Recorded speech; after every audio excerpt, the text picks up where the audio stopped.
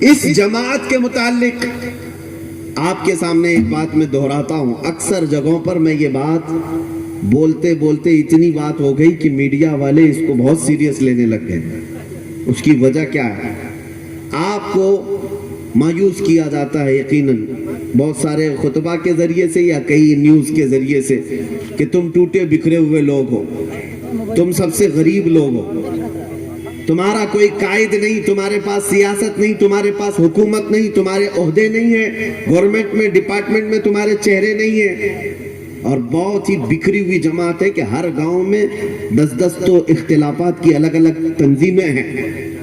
سچ ہے, ہم مانتے ہیں کہ ساری چیزیں ہمارے ساتھ ہیں. یہ 14% قوم پورے ہندوستان میں رہ رہی ہے, ٹوٹی بکھری ہوئی ہے, ان کا قائد نہیں, ان کے پاس مال و دولت نہیں, ان کا سیاسی شعور نہیں. یہ کہیں پر بھی بھیڑ میں چلے جاتے ہیں, سب اپنی جگہ پر. لیکن میں یہ سوچتا ہوں, آپ کو بھی بتاتا ہوں, اگر یہ قوم, ہم اور آپ اتنے ہی کمزور ہیں تو پھر 24 گھنٹے میڈیا ہم پر ڈسکس کیوں کرتی ہے؟ کمزور قوم کو تو کوئی دیکھنا ہی نہیں چاہیے, اس سے ہونا کیا ہے؟ لیکن آپ کو پتا ہے بہت سارے نیوز چینل ایسے ہیں جہاں ہمارا نام لیے بغیر ان کی دکان نہیں چلتی. ہر بات, ہر مدعا, ہر ڈیبیٹ, کبھی داڑھی ہوگا, کبھی ٹوپی ہوگی, کبھی برقع, کبھی نماز, کبھی اذان, کبھی منبر, کبھی مینار, یہی سب تو چل رہا ہے. تو پھر میں یہ پوچھتا ہوں کہ یہ قوم اتنی ٹوٹی ہوئی ہے, بکھری ہوئی ہے, کمزور ہے, پڑھی لکھی نہیں ہے, تو کیوں ان کے پیچھے اتنا پڑے ہو؟ اس قوم کے پیچھے اتنا کیوں پڑے ہو؟ ان کے بہت زیادہ بھونکنے سے پھر ہمیں یہ احساس ہونے لگا. اقبال نے کہا تھا, سچ کہا تھا, کچھ بات تو ہے کہ مٹتی نہیں ہستی ہماری.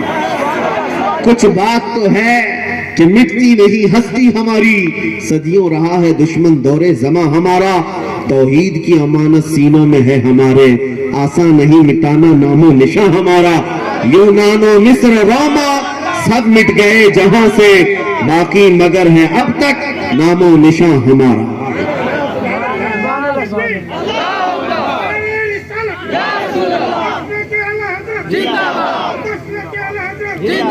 میرے عزیزوں, آپ کو یہ احساس ہونا چاہیے کوئی چیز تو ہے آپ کے پاس, کوئی چیز ہے, لیکن افسوس اس بات کا ہے کہ آپ کو خود احساس نہیں ہے آپ کے پاس ہے کیا. یہی ایک سب سے بڑے احساس دلانے کی بات ہے. تمہارے پاس ایک بہت بڑی دولت ہے جو پوری دنیا کو چبھتی ہے اور گڑتی ہے, لیکن افسوس یہ ہے کہ تمہیں خود کو نہیں معلوم تمہارے پاس ہے. تم بہت بڑی قیمتی چیز کے حامل ہو, بہت بڑی قیمتی چیز کے حامل, ورنہ ورلڈ کا سپر پاور جس کے پاس پیٹروٹ میزائل سے لے کر نیوکلیئر ہتھیار سے کوئی کمی نہیں, ساری چیزیں موجود ہیں, اس سپر پاور طاقت کا بھی ٹارگٹ نمبر 1 کوئی ہے تو مسلمان ہے. اتنی بڑی طاقتوں کا بھی دشمن اول انہوں نے مسلمان کو سمجھ رکھا ہے. وجہ کیا ہے؟ یہی احساس میں دلانا چاہتا ہوں, ابھی تمہارے پاس کوئی چیز باقی ہے جو انہیں خوف دلاتی ہے, بار بار انہیں ڈراتی ہے. ایک یہودی عالم نے اس بات کو لکھا ہے, ان کا حاخام ہے, حکیم کو حاخام کہا جاتا ہے ان کے یہودی عالم کو. اس نے کہا میں نے ریسرچ بہت کیا ہے مسلمانوں کی تنظیموں پر, جماعتوں پر, ان کی تاریخ پر.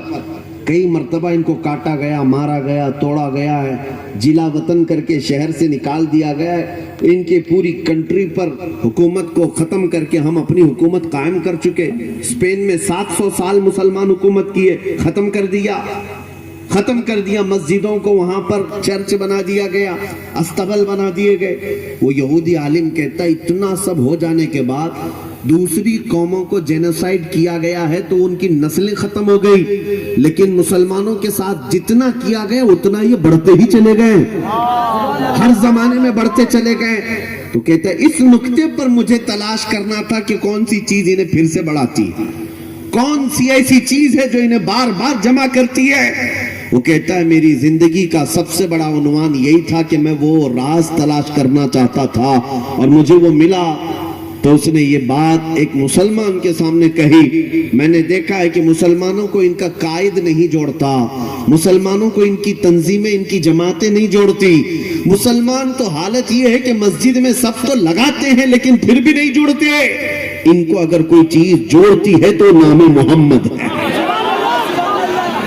اور یہ پریکٹیکلی میں نے دیکھا اپنی زندگی میں, یا عملی طور پر دیکھا. اس نے ریسرچ کیا ہوگا لیکن میں نے عملی طور پر دیکھا. آج سے 2 سال پہلے جب وہ پاکھنڈی بھونکتا تھا حضور پاک صلی اللہ علیہ وسلم کی شان میں اور دل درد کرتا تھا, اور کون سا ایسا مسلمان ہے جو جواب نہیں دینا چاہتا؟ علماء سب اپنے اپنے اعتبار سے جواب دیتے تھے. ہم نے اپنے علاقے سے پکار کر اس سے کہا کہ ڈیبیٹ وغیرہ سب ختم, اب میدان میں آؤ اور آمنے سامنے دیکھتے ہیں. اور مجھے یقین ہے کہ وہ کیا اس کی 7 نسلیں بھی نہیں آئیں گی, اس مقابلے کے لیے کبھی نہیں آئیں. میری بات سن لو, جب یہ ہم نے اعلان کیا, یہ تو 40-50 لوگوں کے مجمع میں اعلان کیا, لیکن رب ذوالجلال نے پوری دنیا میں اس کو پھیلایا. ہر جگہ ہر جوان ہر مسلمان اس کو سنتا رہا, اور رمضان کا مہینہ لاک ڈاؤن کا سیزن دعائیں کرتے رہے. اب میں جو بات کہنے جا رہا ہوں وہ یہ عظمت مصطفیٰ پر بات تھی. میرا ایکسپیکٹیشن بھی نہیں تھا کہ کون کون سنا ہے اور کہاں کہاں تک گئی. 1 مہینے کے اندر میرے پاس ہندوستان تو چھوڑیں باقی پوری دنیا کی کئی ایسے کنٹریز ہیں جن کا نام بھی پتہ نہیں تھا. ان ملکوں سے ہمارے پاس میسیجز, ان کے لیٹر پیڈ, ان کی تمام تحریریں, اور حد تو یہ ہے کہ ہماری جماعت کے نہیں, دوسرے مکتبہ فکر سے تعلق رکھنے والی جتنی تنظیمیں ہیں ان کے علماء نے, ان کے سربراہوں نے لیٹر میں لکھ کر کے ہمیں یہ بھیجا کہ مولانا ہمارے جتنے بھی اختلافات ہیں وہ اپنی جگہ پر, لیکن محمد عربی صلی اللہ علیہ وسلم کی عظمت پر ہم سب کھڑے ہیں آپ کے پیچھے,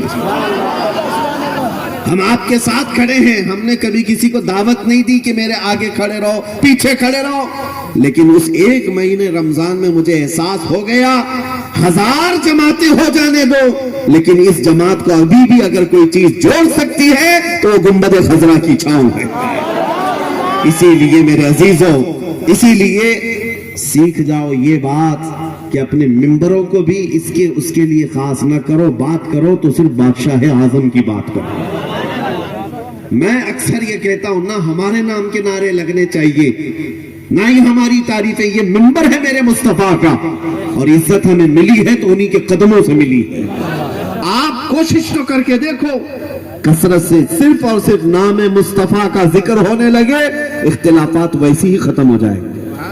آپ کے اندر کے اختلافات ختم ہوں گے, کیونکہ وہ نام میں اتنا اثر ہے کہ اللہ تبارک و تعالی برسوں چلنے والی جنگوں کو مدینہ طیبہ میں